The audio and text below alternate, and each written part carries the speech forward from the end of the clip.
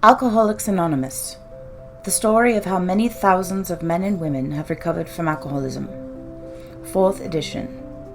Alcoholics Anonymous World Services Incorporated, New York City, 2001.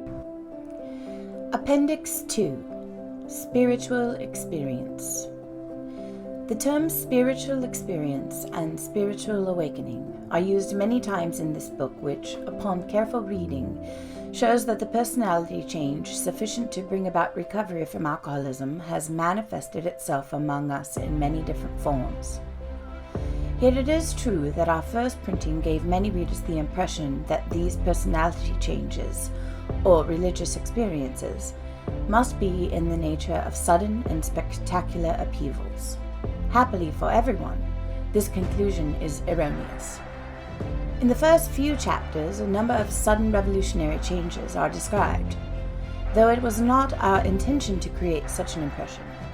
Many alcoholics have nevertheless concluded that in order to recover, they must acquire an immediate and overwhelming God consciousness, followed at once by a vast change in feeling and outlook. Among our rapidly growing membership of thousands of alcoholics, such transformations, though frequent, are by no means the rule.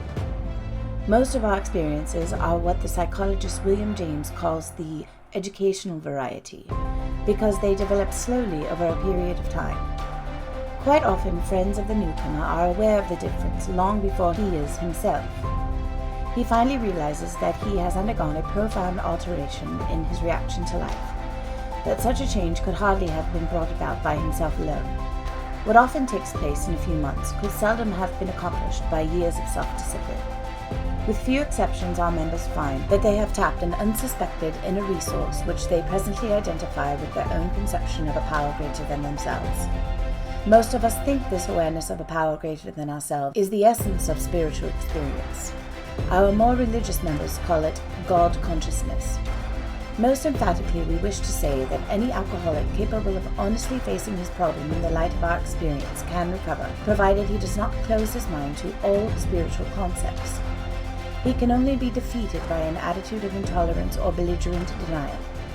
We find that no one need have difficulty with the spirituality of the program. Willingness, honesty, and open-mindedness are the essentials of recovery, but these are indispensable. Quote, "There is a principle which is a bar against all information, which is proof against all arguments, and which cannot fail to keep a man in everlasting ignorance. That principle is contempt prior to investigation." End quote. Herbert Spencer.